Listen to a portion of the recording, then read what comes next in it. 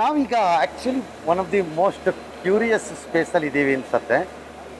ನನಗಿದು ಗೊತ್ತಿರಲಿಲ್ಲ ಅಂತಂತಲ್ಲ, ಬಟ್ ಹೀಗಿರ್ಬೋದು ಅಂತ ನಾನು ನಿರೀಕ್ಷೆ ಮಾಡಿರಲಿಲ್ಲ. ಇಲ್ಲಿ ಏನು ಕಾಣಿಸ್ತಾ ಇದೆ ನಿಮಗೆ ಈ ದೃಷ್ಟಿನಲ್ಲೀಗ, ಇದು ಸರಿಸುಮಾರು 2 ಕಿಲೋಮೀಟರ್ ಉದ್ದದ ರೈಲ್ವೆ ಪ್ಲ್ಯಾಟ್ಫಾರ್ಮ್. ಬೆಂಗಳೂರಲ್ಲಿ ಇದ್ದಿದ್ದರೆ ಒಳ್ಳೆ walking space, good space. 2 kilometre is an amazing one. ಇದು ಹುಬ್ಳಿನಲ್ಲಿ ರೆಕಾರ್ಡ್ ಮಾಡಬೇಕು ಅಂತ ಈ ಥರ ಪ್ಲ್ಯಾಟ್ಫಾರ್ಮ್ ಮಾಡಿದ್ದಾರೆ ಅಂತ ಹೇಳಿದ್ರು. ಈ ಕಡೆ ಪ್ರಹ್ಲಾದ್ ಜೋಶಿ ರೆಕಾರ್ಡ್ ಮಾಡಬೇಕು ಅಂತಲೇ ಹೊರಟಂಗೆ ಕಾಣಿಸ್ತಾ ಇದೆ. So rail versus Prahlad Joshi, political versus ಗೊತ್ತಿಲ್ಲ ಏನು ಮಾಡ್ತಾರೆ ಅಂತ. ಓಕೆ, ನಾವಿವತ್ತು ಮಾರ್ನಿಂಗಿಂದ ಇಷ್ಟೆಲ್ಲ ನೋಡಿಕೊಂಡು ಅವ್ರನ್ನ ಮಾತಾಡಿಸಿ ಎಲ್ಲ ಮಾಡಿದ್ದೀವಲ್ಲ, ನಿಮಗೆ ಏನು ಅನ್ನಿಸ್ತು ಪ್ರಹ್ಲಾದ್ ಜೋಶಿ ವಿಚಾರದಲ್ಲಿ? ಸರ್, ಪ್ರಮುಖವಾಗಿ ಪ್ರಹ್ಲಾದ್ ಜೋಶಿ ಅವರು ಕ್ಯಾಂಪೇನ್ ಮಾಡೋ ಸ್ಟೈಲು ಮತ್ತು ಜನರಿಗೆ ಒಂದು ರೀತಿಯಲ್ಲಿ ರೀಚ್ ಆಗ್ತಾ ಇರೋದು ಇದೆಲ್ಲ ನೋಡೋದಾದರೆ ಮೋದಿ ಗ್ಯಾರಂಟಿ ವಿಚಾರವಾಗಿ ಜಾಸ್ತಿ ಪ್ರಸ್ತಾಪ ಮಾಡ್ದಂಗೆ ಕಾಣ್ತಾ ಇತ್ತು ಸರ್. ಎಲ್ಲೋ ಒಂದು ಕಡೆ ಕರ್ನಾಟಕ ಸರ್ಕಾರದ ಗ್ಯಾರಂಟಿ ವಿಚಾರವಾಗಿ ಏನು ವಿಧಾನಸಭೆಯಲ್ಲಿ ದೊಡ್ಡ ಮಟ್ಟದಲ್ಲಿ ಹೊಡೆತ ಅನುಭವಿಸಿದ್ರು, ಅದನ್ನು ಒಂದು ರೀತಿಯಲ್ಲಿ ಮೇಕಪ್ ಮಾಡ್ಕೊಳ್ಳೋಕ್ಕೆ ನೋಡ್ದಂಗಿತ್ತು ಈ BJP ಅವರು. ಅದರಲ್ಲೂ ಕೂಡ ಪ್ರಹ್ಲಾದ್ ಜೋಶಿ ಅವರೆಲ್ಲ ಕ್ಯಾಂಪೇನ್ ಟೈಮಲ್ಲಿ ಏನೆಲ್ಲ ನಾವು ಕೊಟ್ಟಿದ್ದೀವಿ ಸೆಂಟ್ರಲ್ ಗೌರ್ಮೆಂಟಿಂದ ಮತ್ತು ಸ್ಟೇಟ್ ಗೌರ್ಮೆಂಟಿಂದ ನಿಮಗೆ ಕೊಟ್ಟು ಏನು ಕಿತ್ಕೊಳ್ತಾ ಇದ್ದಾರೆ, ಇದೇ ಕ್ಯಾಂಪೇನ್ನ ಒಂದು ಸೆಟ್ ಮಾಡ್ಕೊಂಡಿದ್ರು. ಇದು ಯಾವ ರೀತಿ ರೀಚ್ ಆಗುತ್ತೆ ಅನ್ನೋ ಆಧಾರದ ಮೇಲೆ ಏನಾದರೂ ಸಕ್ಸಸ್ ಇರುತ್ತೆ sir? Possibly yes sir, because ಈ ಮ್ಯಾಥಮೆಟಿಕ್ಸ್ ಏನಿದೆ, ಮನೆಗಳ ಒಳಗಡೆಯ ಖರ್ಚಿದೆಯಲ್ಲ, ಅದು ನನಗೆ ನಿಮಗೆಗಿಂತ ಮನೆ ಒಳಗಡೆ ಇರೋರಿಗೆ ಗೊತ್ತಿದೆ. ಅವರು ಮನೇಲಿ ಊಟಕ್ಕೆ ಕೂತಾಗ ಅದನ್ನು ಡಿಸ್ಕಸ್ ಮಾಡ್ತಾರೆ. ಇವರು ನಿನಗೇನೋ 2,000 ಕೊಟ್ಟರು, ಆದರೆ ನನ್ನ ಬಸ್ ಚಾರ್ಜ್ ಹಿಂಗೆ ಮಾಡಿಬಿಟ್ಟಿದಾರಲ್ಲ, ನಿನಗೇನೋ ಇದನ್ನು ಕೊಟ್ಟರು, ಆದರೆ ನನಗೆ ಅಲ್ಲಿ ಕೈ ಎತ್ಬಿಟ್ಟವರಲ್ಲ, ಅದು ಅಷ್ಟು ಆಗ್ತಿರ್ಲಿಲ್ವಲ್ಲ, ನಮಗೆ ಇಷ್ಟ ಆಗ್ತಿದೆಯಲ್ಲ ಇದು ಅಂತ ಲೆಕ್ಕ ಸ್ಟಾರ್ಟ್ ಮಾಡಿಬಿಡ್ತಾರೆ ಇವರು. ಹಾಗಾಗಿ ಐ ಹ್ಯಾವ್ ನೋ ಐಡಿಯಾ ಅದು ವರ್ಕ್ ಆಗತ್ತಾ ಅಂತ, but it will have some impact. ನನಗನ್ಸಿದ್ದು ಸರ್, ಈಗ ಕಂಟಿನ್ಯೂಸ್ 4 ಸರಿ ಗೆದ್ದಿದ್ದಾರೆ ಸರ್.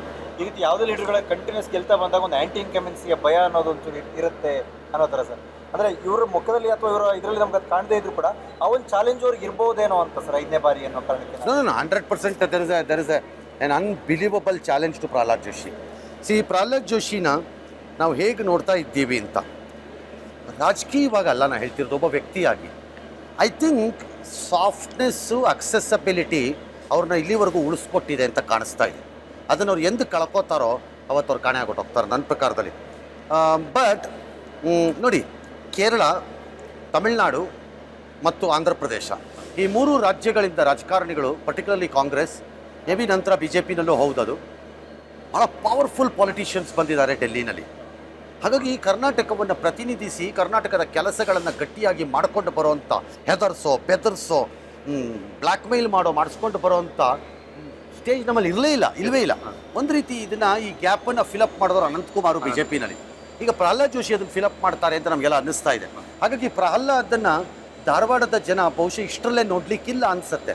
ಸದಾಕಾಲ ಪ್ರೈಮ್ ಮಿನಿಸ್ಟರ್ ಜೊತೆ ಚೆನ್ನಾಗಿರೋ ಪ್ರಹ್ಲಾದ್ ನಾಳೆ ನಮಗೂ ಏನಾದ್ರು ಒಳ್ಳೇದು ತರಬಹುದೇನೋ, ನಮ್ಮ ರಾಜ್ಯಕ್ಕೂ ಒಳ್ಳೇದು ಮಾಡ್ಬೋದೇನೋ. Maybe he acts as a liaison officer ಥರ ಒಂಥರ, ಒಂದು ರೀತಿ ಅದನ್ನು ಮೋದಿಗೆ ತಲುಪಿಸುವ ಶಕ್ತಿ ಇರೋವಂಥವ್ರೇನೋ, ಬೇರೆ MP ಗಳಿಗೆ ಕಷ್ಟ ಆಗಬಹುದೇನೋ. ಈ ಸೂಕ್ಷ್ಮತೆಯನ್ನು ಏನಾದರೂ ಧಾರವಾಡದ ಜನ ಅರ್ಥ ಮಾಡ್ಕೊಂಡ್ಬಿಟ್ರೆ I think Prahlad will have it very easy. But ಅದಷ್ಟೇ ಅಲ್ಲ, ಅದರಲ್ಲಿ ಜಾತಿ ಬರುತ್ತೆ, ಮತ್ತೊಂದು ಬರುತ್ತೆ, ಮಗದೊಂದು ಬರುತ್ತೆ. ಹಾಗಾಗಿ ಆ ಟಫ್ನೆಸ್ ಕಾಣುತ್ತೆ politically. This is what we say. Dharwad ಭಾಳ ಪ್ರಜ್ಞಾವಂತರದಂತಹ ಜಾಗ, ಜಾತಿಯನ್ನು ಮೀರಿ ತೋರಿಸಿರುವಂತಹ ಕಾನ್ಸ್ಟಿಟ್ಯುನ್ಸಿ, ಭಾಳ ಭದ್ರವಾಗಿರುವಂಥ BJP ಜಾಗ. ಹಾಗಾಗಿ ಎಲ್ಲದರ ಮಧ್ಯೆ ಭಾರತೀಯ ಜನತಾ ಪಕ್ಷದ ಮುಂದೆ ಕಾಂಗ್ರೆಸ್ ಕೂಡ ಸೆಣಸಾಡ್ತಾ ಇದೆ. ಅದರ ಅಭ್ಯರ್ಥಿ ಸೂಟಿ ಏನಿದ್ದಾರೆ ಅವರು ಕೂಡ ತಮ್ಮ ಫೈಟನ್ನು ಬಿಟ್ಕೊಟ್ಟಿಲ್ಲ. But that's how battles are drawn always. So let's see ಈ ಜನ ಏನು ಮಾಡ್ತಾರೆ ಅಂತ. ನಾವು ಮಾತ್ರ ಸದ್ಯಕ್ಕೆ ಪ್ರಹ್ಲಾದ್ ಜೋಶಿ ಟಿಕೆಟ್ ತೊಗೊಂಡ್ರದ್ರಲ್ಲಿ ದಿಲ್ಲಿಗೆ ಹೋಗ್ತಾರೋ ಬಿಡ್ತಾರೋ ಗೊತ್ತಿಲ್ಲ. ನಾವು ಮಾತ್ರ ಈ ಉದ್ದದ ಪ್ಲ್ಯಾಟ್ಫಾರ್ಮ್ನಲ್ಲಿ ಒಂದು 4 ಹೆಜ್ಜೆನಾದರೂ ಹಾಕ್ತೀವಿ. ಅದಕ್ಕಿಂತೇನಿದೆ, ನಾನು ವರ್ಲ್ಡ್ ರೆಕಾರ್ಡ್ ಪ್ಲ್ಯಾಟ್ಫಾರ್ಮಲ್ಲಿ ನಡೆದೆ ಅಂತ ನಡೆಸ್ಕೋಬೇಕಲ್ಲ. MP ಆಗ್ತೀನೋ ಇಲ್ವೋ ಆಗೋ ಆಸೆ ಅಂತೂ ಇಲ್ಲ.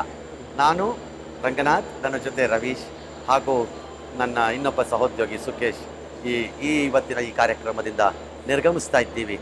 ನಾವು ಟಿಕೆಟ್ ತೊಗೊಳ್ಳಲ್ಲ, ನಾವು ಜರ್ನಲಿಸಮಲ್ಲೇ ಇರ್ತೀವಿ.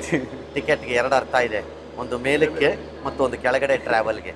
ನಾವು ಕೆಳಗಡೆ ಟ್ರಾವೆಲ್ಲೇ ಇರ್ತೀವಿ, ಇನ್ನೂ ಅಷ್ಟು ಸುಲಭ ಬಿಟ್ಕೊಡಲ್ಲ ಜರ್ನಲಿಸಮ್ನ. ಹಾಗಾಗಿ we will continue to stay, let anybody purchase any ticket they want.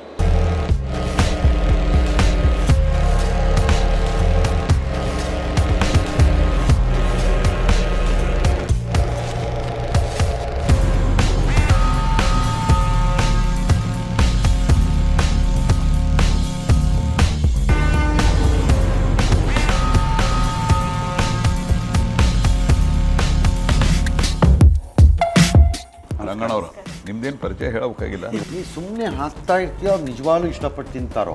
ನಾನು ಅವಾಲಿಂದ ನೋಡ್ತಾನೆ ಇದ್ದೀನಿ. ಇವ್ರ ಹೆವಿ ಬ್ರೇಕ್ಫಾಸ್ಟ್ ಎಲ್ಲಾದರೂ ಫ್ರೀ ತಾನೆ ಬಿಟ್ರಿ. Casual talk, nothing serious. Sir ಭಾಳ ಜನಕ್ಕೆ ಖುಷಿ ಆಗಿದೆ ಇವತ್ತು ನೀವು ಇಲ್ಲಿ ನಮ್ಮಲ್ಲಿ ಬರೋದು.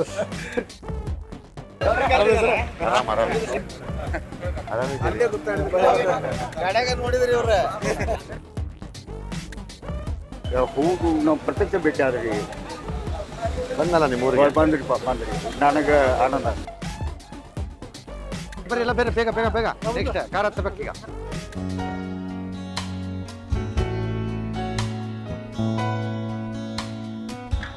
ಇವತ್ತೊಂದು ಕೊಡ ತೆಗಿರ ಯಾರ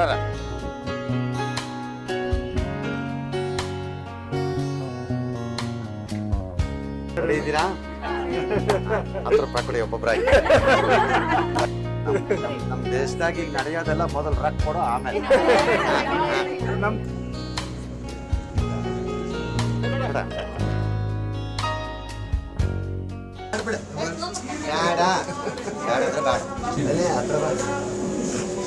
ನೀನು ಓದ್ತಿ ಎಷ್ಟೇ ಕ್ಲಾಸ್?